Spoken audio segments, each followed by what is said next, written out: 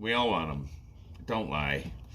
I mean, you could say that you're lifting to get stronger and healthier, but deep down inside, we all like the way we look when we start working out and we start, popping out of our shirts a little bit. I would be a total liar if I didn't say that I wasn't doing this as much for my physique as I was for all the other aforementioned items. In the last video, we covered close grip bench and the variation that I like to perform. I found that my arms responded to heavier weight push exercises than it did the standard stuff that you see guys doing in the gym, like the cable pulls and the tricep kickbacks and all the stuff that the bros are doing. I just was doing them for years, and it didn't seem like anything was changing. I was maybe getting stronger, maybe a little bit more cut up, but I wasn't getting bigger.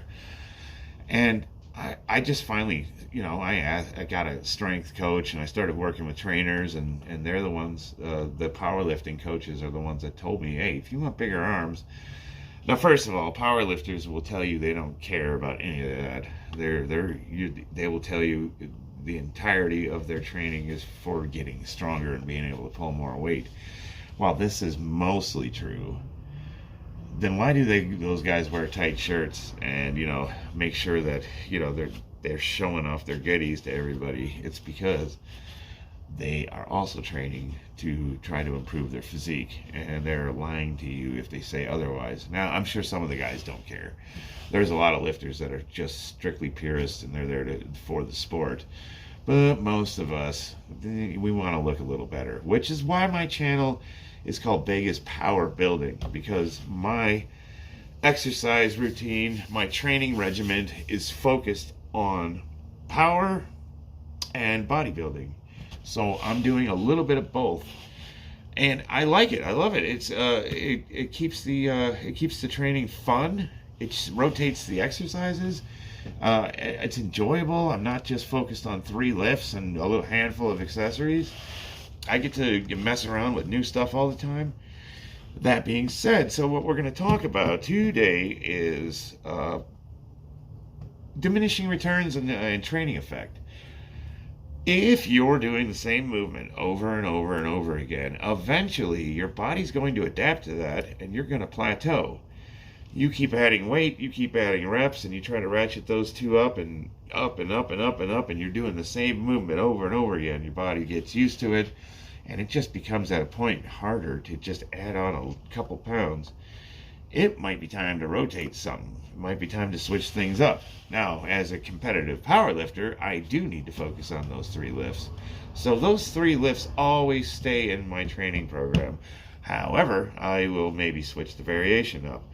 If I'm doing close stance squats, maybe I'll switch to wide stance squats. Maybe I'll add negatives. Maybe I'll do box squats. Maybe I'll do pause squats. Maybe I'll do zerchers. Maybe I'll do front squats. I'll throw a bunch of different variations in. Well, for bench, it's incline, it's decline, it's Skullcrushers, it's close grip bench, and it's weighted dips. Weighted dips, I believe, are one of the best movements you can do. That will cause a lot of arguments online, because there's a lot of people that say dips are a waste of time. They say that they don't work. They say that they're bad for your upper body. Maybe, but I found that they've helped me immensely, especially if I put some weight on them. I mean, you can find just as many people that'll tell you flat bench is terrible, like it's one of the worst movements you can do. It's bad for your shoulders. The only reason I do it is because I'm competing. I have to do them. I actually think, this might cause an argument, but I actually think weighted dips are better than flat bench. I really do. If I wasn't competing, I would probably be focusing on other exercises other than the flat bench. Military press, you got a ton of press exercises you can do that I think are better than the flat bench. Do I think the flat bench is bad? No, heck no. I mean, it's an awesome movement. Do I think other movements are better? Yeah, I do. They're easier, less technical. They don't take as much time. You don't have to focus so much on your setup. That being said, you do need to understand the different variations and angles at which you're going to attack your body with the flat bench. And after I get done explaining the dips, weighted dips, and the different body angles you would use to focus on different muscle groups, I'm going to go into Skullcrushers. And that's an awesome movement. We're going to be doing it with a barbell because I'm presuming that most of you are limited in equipment, and a lot of you aren't going to have those fancy curl bars that have the angled handles on them, which is preferable. But you can do them with a barbell, you know, and I'll show you how I do it, how I set up the my bench to do so, and we'll get into it. All right, let's do it. All right, let me go into the different variations and angles of just a standard body weight dip. So most dip bar apparatuses have something that you can stand on so you can get set up. You know, I could just pop up from here, and some people can't do that yet. The flat bench, push-ups, and all the different press exercises you will do will translate to this movement fairly well. So one of the things you can do, if you all you can do is maybe one dip, or you can't do any, you can just get straight up, step up from these pegs, lock your arms out, and then slowly hold it as long as you can. Do negatives and hold it as long as you. Some people are not going to be able to hold it that long. You're going to be like, ugh. Try to do that. Try to do what a negative. Try to just hold it as long as you can until you touch the bottom. And if you can do sets of those, you know, do 3 to 5 and then rest for 5-6 minutes and come back and try to do a few more. If you just do those slow negatives, eventually you're going to get strong enough where you can do one dip. And if you can do one dip, you can do sets of 1. So if you get to the point where you can do one dip, you do 5 sets of 1 dip. You do 1 dip, you rest 5 minutes. You do 1 dip, you rest 5 minutes. And eventually, you'll get to the point where you can do 2 dips. Same thing. You do sets of 2. You do 1, 2, and then rest, and you get the idea. So that's how you get stronger. If you want to focus on the triceps and take your chest as much as you can out of the movement, you're going to do straight up. You dip straight up. As up as you can.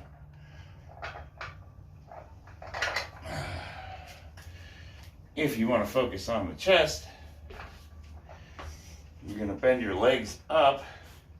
You're going to lean forward. And you're going to try to lean forward. Now, range of motion.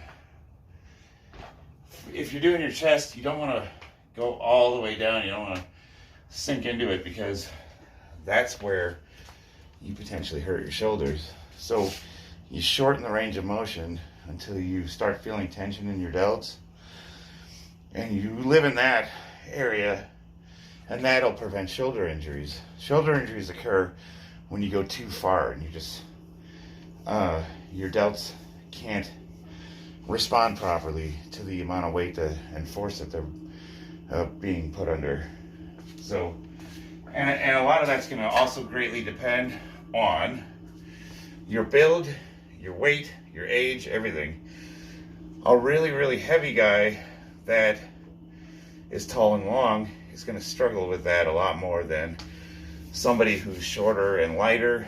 I'm of average build, I'm of average height, so I can pretty much do all the movements without any problems. I'll just demonstrate again the differences. Straight up for triceps. Gotta keep your elbows in too. Lean forward into it for chest. And there you go. That's dips. I want to make a weighted dip belt out of just some rope. I'm assuming most of you guys have rope or something that you can use around the house. I'll also demonstrate how to do it with a belt. If just a standard belt that you would wear around your pants. So this rope's, it's about double my arm width. Just get some extra to work with. The idea is we're gonna want to use this little, I'm assuming you don't have a bunch of carabiners or a bunch of equipment like for climbing. I have all that stuff, but I want to do this with a minimal amount of equipment so that it'll be more likely that you have it laying around your garage.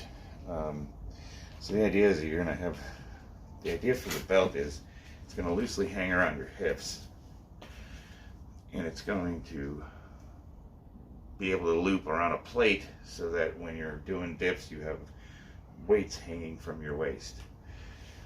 So the first thing we need to do is make an attachment point, and we're going to do what's called a bowline on a bite. It starts with a little loop like that, and you take this end, you run it through the hole, and it's going to wrap around the back a little bit longer here, a little excess. So you got your hole, you got your rope. It's going to be like that, like the Ebola virus. You're gonna straight down until this hole is, small enough to loop some rope in. It doesn't matter the size, but you don't want it to be too big. So it's gonna look like that, and then you're gonna go underneath like this, and then through the first hole again, and pull it straight so it looks like that. And then you pull this tight, pull everything tight, and you've got yourself a little loop. Goes around the waist. Now this rope can go through that hole. And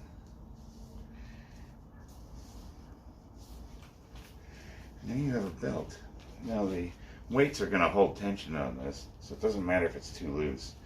You can even start with it loose, and you're going to want this long enough to, like, say you want to lift a 35-pound bar, you're going to want it long enough to where when you're on the dip bar, the weight touches the ground, because you're going to step up on those pegs, and you're going to dip the weight. So it needs to be kind of mark the rope, or understand that this is going to be your connection point. You can put a little, the more tension it has on it, the tighter it's going to make the weight.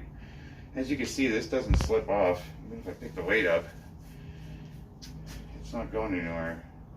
It doesn't need to be tight. As a matter of fact, you want to have a little bit of play in it, because the weight will tighten it around your waist. Now, you might be asking, does that hurt? No. This rope is soft and thick enough where this is just, it's not uncomfortable. It's just hanging right over the hips. It's not strangling anything. And I can release tension by taking the weight off. So this is kind of why you want to avoid like using twine, or you can use anything. You can use a old extension cord that doesn't work, and you cut the ends off and use that. You can use the string you tie bundles up to throw in the garbage. Whatever you have laying around, you can use. Ideally, you want to get some rope. And, I mean, anybody can get a length of rope. You can go down to Home Depot and they'll cut it for you. And the thicker, the better. But this works. It's thick enough. It doesn't hurt. Bowline on a bite. That's the first step. Alright, I'm going to demonstrate this knot for you guys one more time. You got your length here. A little loopy that you're holding with your thumb. This end goes through the hole. So that's straight down. Underneath. So it's straight down, underneath, through the hole. Pull everything tight. There you go. I can do a bunch of different knots. This one's handy. There might be more appropriate knots for this purpose, but this is a really easy one for anyone to tie, and it's going to work perfectly for what we needed to do. So there you go, bowline.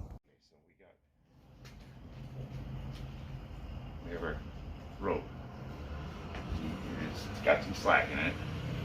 Pull it as tight as you want. Or you can keep it loose. It doesn't need to be super tight. The weight will hold that. So we need a connection point somewhere in here so when we loop the rope through the weights we can connect it. So I'm going to do a butterfly. So this one's pretty easy. Just do wrap 1, wrap 2, throw it around the back, and take the first one and loop it over and pull it through. Bam. Bam, bam, bam, bam. Now you got a connection point. So, got your plate. And loop your ropey through. Now you've got something to connect it to.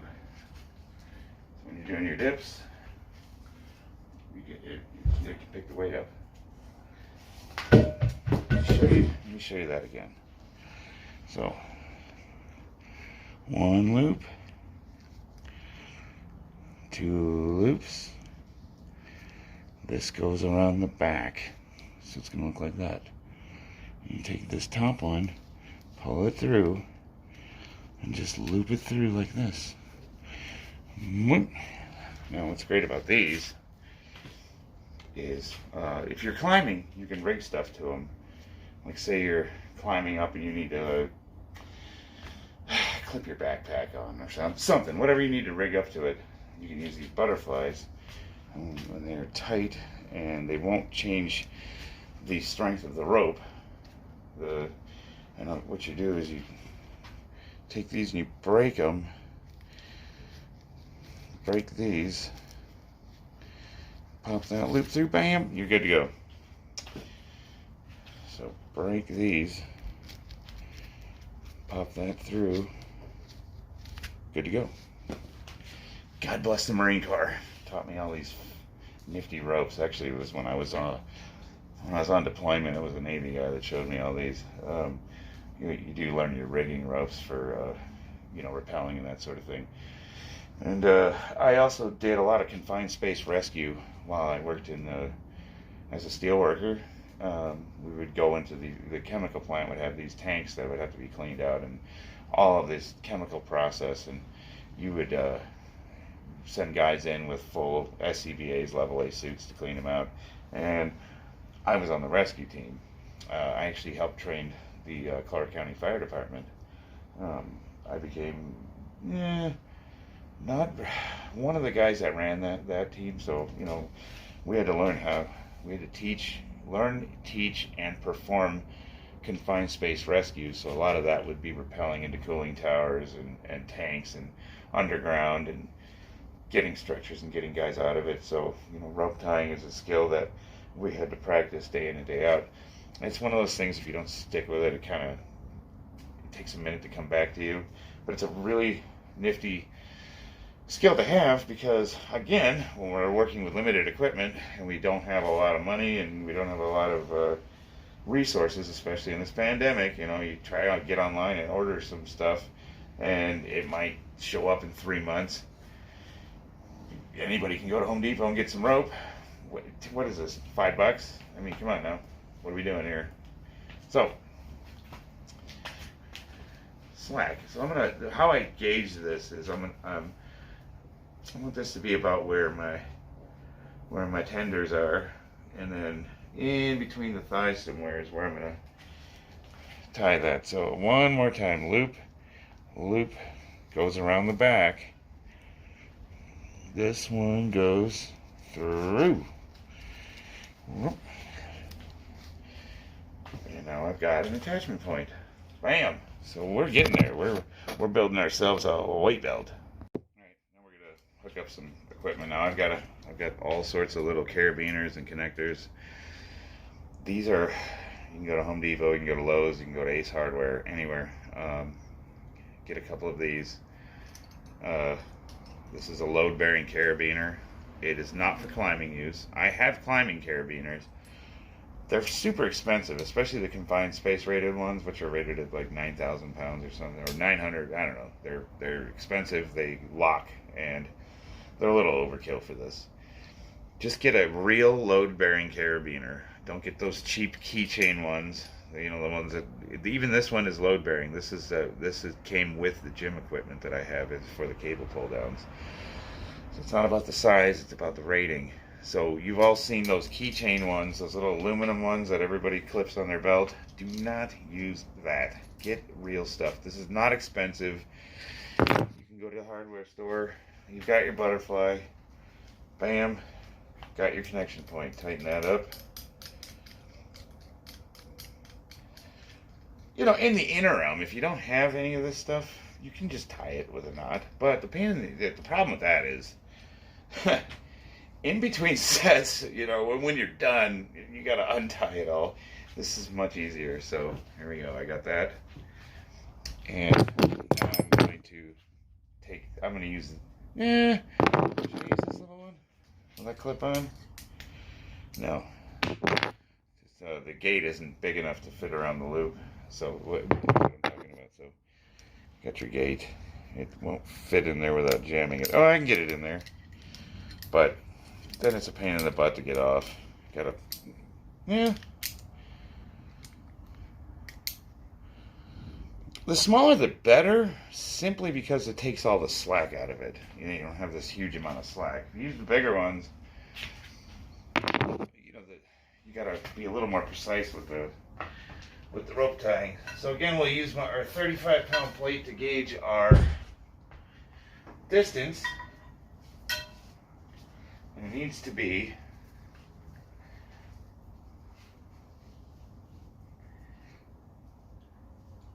tight enough. And when it's all said and done, if it's too loose, you can always move your butterfly up and down. You can adjust everything. So just for rule, right about there is where I'm going to want to tie this carabiner. So I'm going to make a little loop. I'm actually going to bring her up a little bit.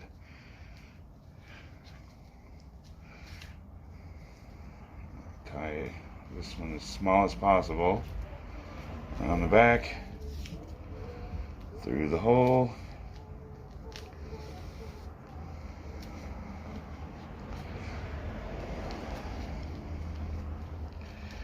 Tighten everything up.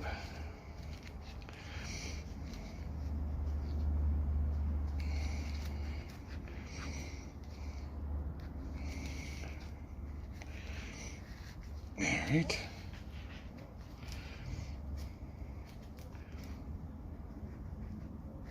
And there's my carabiner. Get the small one on there. I prefer the little one. Yep, there we go.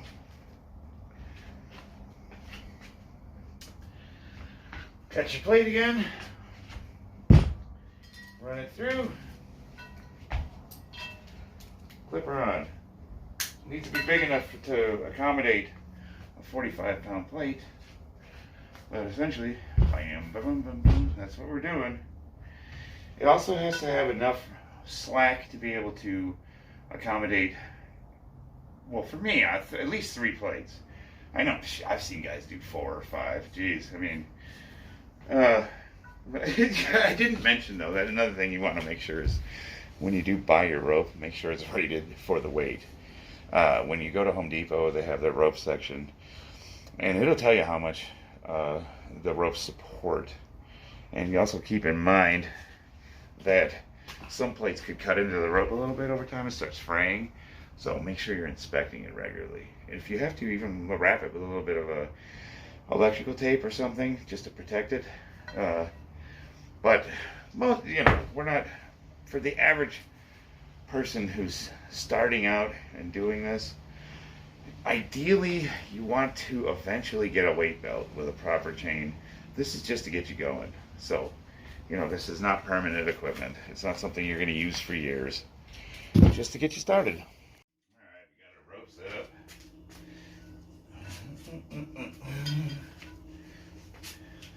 Step through.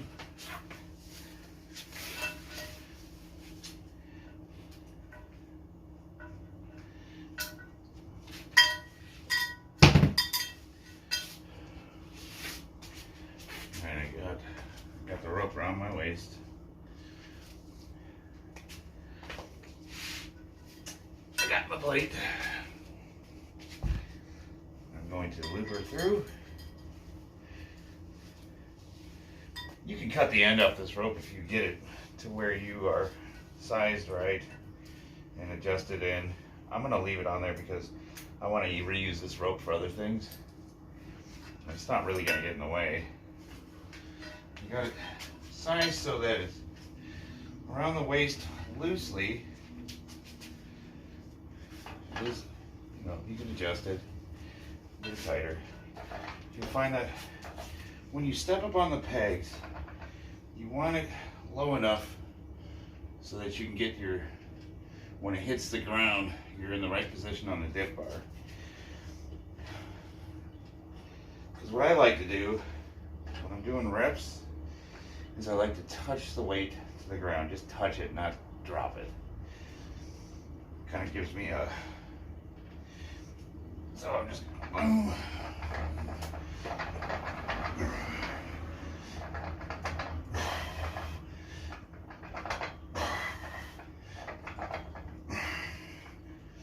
there we go. That's 35 pounds. Set it down. Now you can either detach it from the weight or you can kind of step through. Loosen it off your belt and pull it down. I'm going to leave it on because I'm going to go heavier. I'll throw another 35-pound plate on there and see what it looks like. Alright, here we go. I took the time to set up a couple plates. I just set them against the bar itself so that way they'd be easy. They're already standing up. I go through one. Set the other, go through the other, pull the rope all the way through, set these together, and put them in.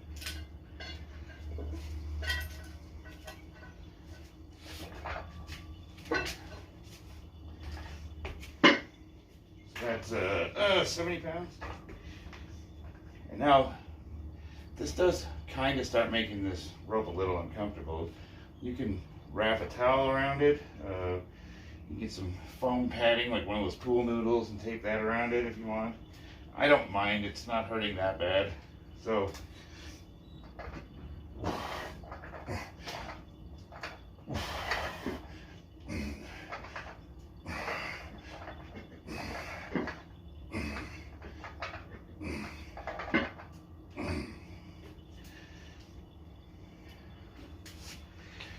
and I might have to, it's a little bit too low, so I might adjust the rope up a hair.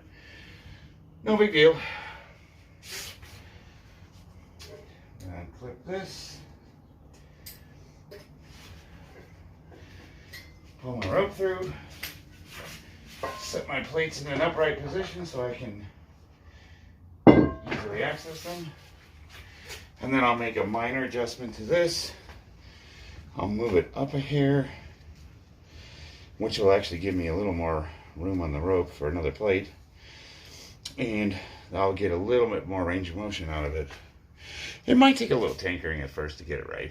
You know, you have to expect that it's kind of hard to eyeball exactly where everything needs to be. And we're trying to keep it simple. I'm not busting out tape measures and whatnot.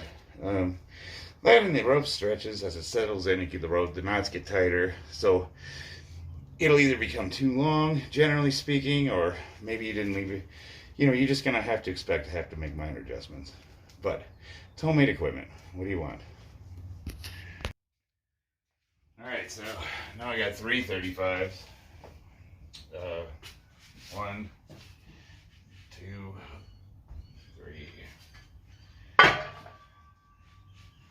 See if I can get them all looped together.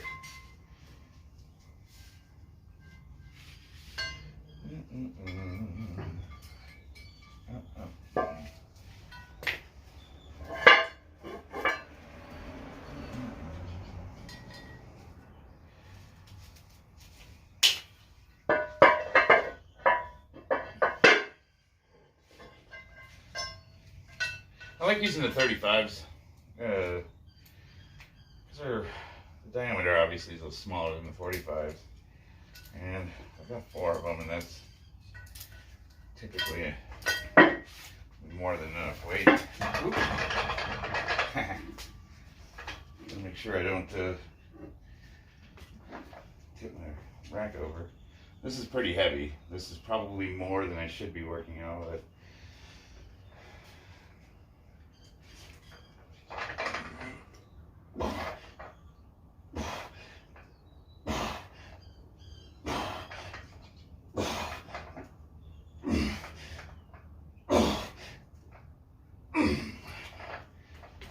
And that kind of digs in a little bit, but it's not that bad.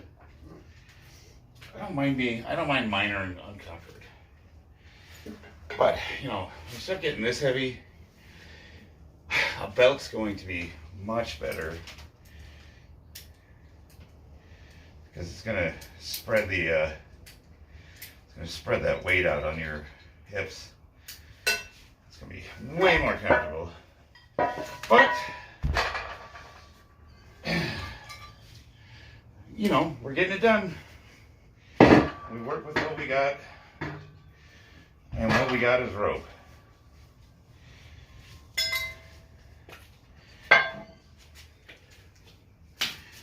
Yeah.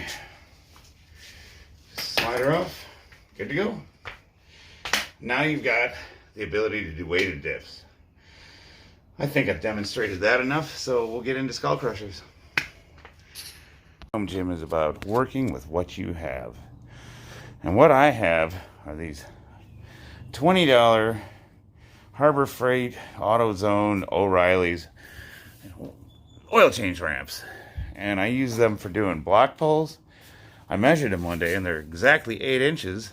Well, that's the same height as the blocks at the gym. They were 8 inches. So, as you can see, they're a little cracked up. But I have been using these ramps for going on 2 years now. And when they eventually get to the point of disrepair, I will just throw them out and I will go down the street to the AutoZone and I'll pick some new ones up for 20 bucks. Maybe they'll be 30. I don't know. In this economy where they're just printing money, might go up 10 bucks. Regardless, I have this ramp set up so that it's easy for me to grab the bar while I'm on the bench, while I'm doing Skullcrushers. Now you'll notice for this, I'm using the 1-inch bar. The 1-inch bar weighs 20 pounds. I put it on the scale and it was like 19.8. And I got these standard 1-inch 10 pound Gold's Gym Walmart specials. I got a bunch of these. They're 6 pounds. I got a bunch of the 2.5s. So I can put approximately, with what I have, I could put about 140, 150 pounds on this bar. This is a light duty bar. It's meant for light duty pressing and pulling. Yeah, it would bend in a heartbeat if you were trying to load this thing up and squat with it. But it's great for doing accessory works. And it's awesome for younger people who are just getting started lifting. I got my wife who doesn't press a whole lot. She struggles with the 45-pound bar because of a wrist injury that she received while she was doing deep tissue massage. So this bar allows her to do the same exercises that I do, and that's the reason why I bought it. You know, it's good to have some light stuff to work with so that not everything is super heavy all the time, especially when you're training with beginners. A lot of the guys that come over to my house, they're new to lifting. And I start them off super light with a lot of the accessory work. So that's, and it's inexpensive and easy to find. You can go online to, Facebook Market, Offer Up, all those Let Go websites. Typically when you type in weights, you will find really, really price gouge barbell plates that are 3 to 4 times what they should cost. But I've noticed that these 1-inch plates are still fairly reasonable. They're about $1 a pound is what I'm seeing, which is still way more than they should cost. But You know, in this market, you got to get what you can get. If you can get those sand-filled plates, get them. If you can get those cast concrete plates, get them. If you can get these 1-inch Walmart specials, get them. Just, you know, get something to get started. So, I'm going to demonstrate the skull crusher. I'll sit back on my bench, get my head right about here. And the reason I'm using these oil change ramps is so it's easy for me to grab the bar. I've got it elevated a little bit. The hard part is setting it back on the ramps. Sometimes it's wonky. So I've got my thumbs right at the edge of the knurling, so my arms are almost straight out. And I'm going thumbless and I'm grabbing it. I'm going to come straight up over my head and I'm going to lean it back till there's tension on my arms. So not too far back, but just enough where you can feel the weight. When you're straight up, there's no tension on your arms. You're just holding the weight. You're locking it out. If you keep it leaned back a little bit, there's tension on your arms, and we want to keep tension on the arms. So gotta get rid of my hat. So you'll see a lot of guys do skull crushers where they go to their forehead, hence the name, and they press straight up. We're gonna do it a little bit differently. We're gonna get a little more out of this movement than we would normally. If we keep it back and we keep tension on it, now you want to keep your arms up to your elbows kind of locked in place as much as you can. You're going to lower it past your head and you're going to press it out a little bit. See how I'm going to not straight up, out. So this is straight up and you're losing tension up here.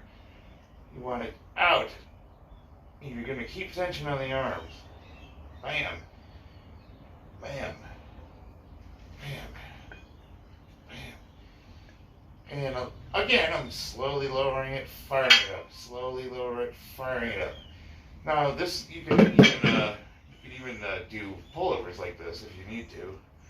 This works your lats a little bit. You can combine it to do arms and lats. You got to put a little more weight on it if you're going to do it that way. But for now, we'll just focus on the skull crusher. So, bam, bam, bam. And this is right now, this is just 40 pounds, and I'm feeling it. And now the hard part's setting it on the blocks. There we go. So, that's just 40 pounds, and I'm already, man, I got a pump, but I'm only going to get that if I keep the tension on the arms. If I'm pushing straight up, I lose that tension, and I'm not getting as much efficiency out of the movement as I could if I just keep it out a little bit.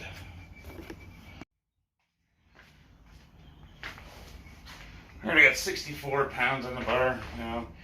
Again, I'm grabbing it in the middle of I got my finger like just inside the knurling here. Get her set up. Bring it up, tension. Try to keep those elbows in. You flare them, you're not going to focus, or you're not going to target the muscle as well. So I'm going to keep those elbows in.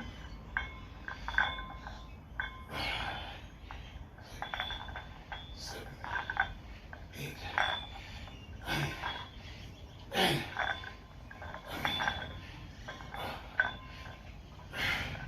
Now, as I approach failure, I can finish off by bringing it in and pressing. So once I've gotten to where I can't do it anymore, I can finish it off with a press.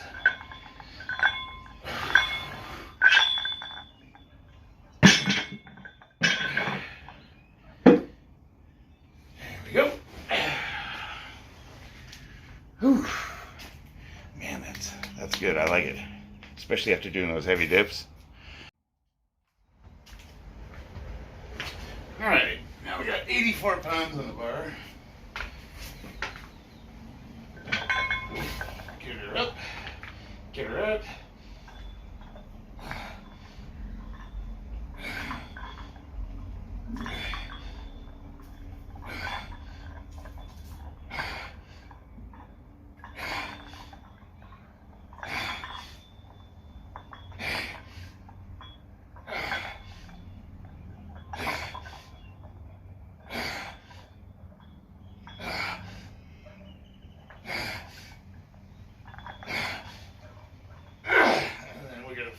triceps and biceps.